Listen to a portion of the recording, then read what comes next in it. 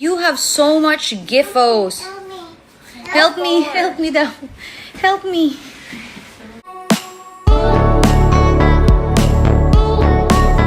Alex Gonzaga, maluluwang na ang mga suot na damit para komportable nga si Buntis at si Baby. Sila nga ay nag-Bible study linggo-linggo nga ito sa kanilang bahay. Marami lagi nga ang dumadalaw na kasama nila sa Bible study. You have so much gifos. Help me daw. Help me. Just open it. Wow!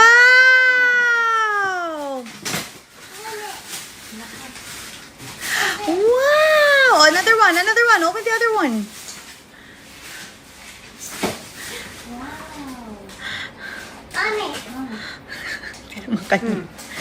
It's for your cousin. Oh, open the other one. Katuwa naman si Polly, pagka-uwi nga ng Pilipinas galing Amerika ay dumiretso sa bahay ng kanyang tita Alex at tinulungan pa mag-open ng mga gifts. Ito na nga ang mga gamit ni Baby Morada. Nakahanda na at isa-isa nang binubuksan. Si Polly magaling pumili dahil ang kanyang nabuksan ay laruan para sa kanyang baby cousin. Nakaka-excite nga na makita na makalaro si Polly at ang kanyang cousin.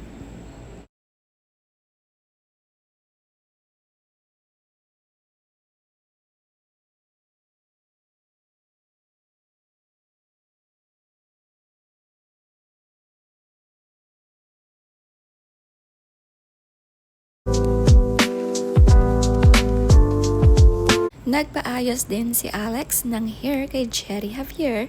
Ang request na ayos palagi ni Alex ay ganito, half up at half down ang buhok. Madaling ayusan si Alex dahil straight hair siya. Konting retouch lang din sa kanyang face dahil makinis naman, slight makeup lang ay ayos na.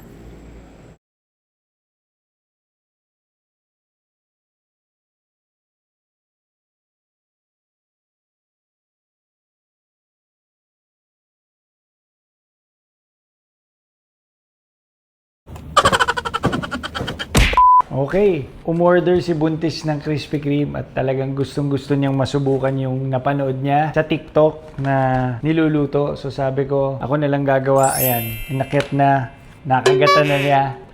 Kaya susubukan ko yung ginagawa at hindi kasi pwedeng bumaba at siya ay naka-bedrest ngayon. Kaya kailangan nating gampanan.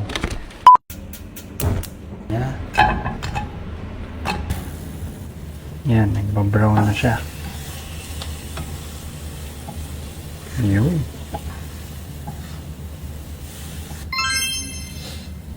Mas mabilis na siya. Kasi medyo nasunog ko. Sorry. Pwede na. Palalamigin lang natin ng konti para pwede natin kaliskisan. Akit na natin to. Akit ko na.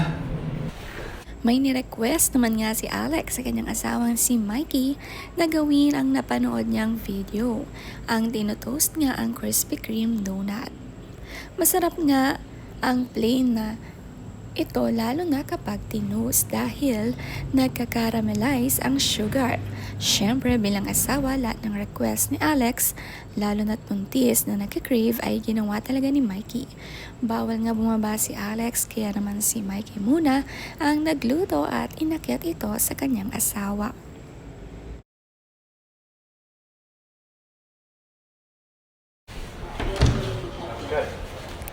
Hey.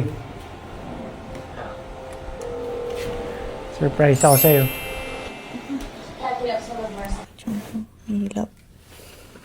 Balik bedrest ulit nga itong si Alex at hindi pwedeng akyat baba sa kanilang hagdan dahil mataas din ito. Lalo na't kabuwanan na malapit na ilabas si Baby. Lahat talaga excited, palagi ding magbantay itong si Alex sa kanilang kwarto kapag walang asawa, parang nga siya ay may katuwang at mauutusan.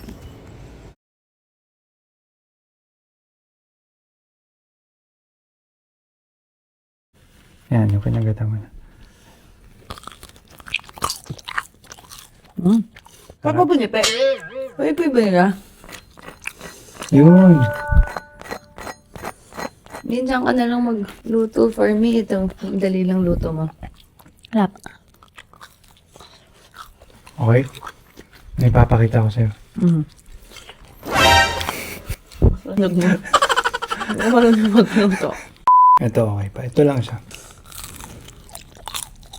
Ang butong ano? Ha? Worth it pala yung pagpaano ko. Talaga nagluto. Oo. Ang harap to. Ginawa mong fishball. Yung kutsilyo talaga, ginanon niya sa akin. May cut. Hindi ko Parang masarap yan. Masarap to, no? Bakit mo lang pinipa? Craving satisfied nga si Alex kahit medyo natusta ang pagkakaluto ni Mikey. Minsan na nga lang daw magluto si Mikey ay nasunog pa nga niya. Hindi nga sanay magluto si Mikey kaya buti na lang may masasarap silang magluto na mga angels sa bahay. At si Alex ay sanay din magluto. Sobrang crunchy nga raw. Pero ba't daw napipi? Kayo ba na-try nyo na rin ang ganitong tinotoast na donut?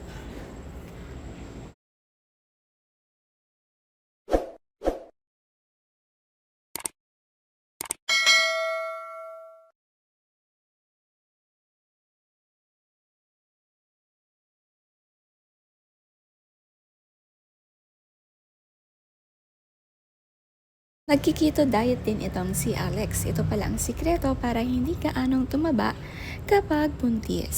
Lalo na't madalas ang cravings. Ang healthy nga ng mga keto at umu-order si Alex sa kanyang trusted chef.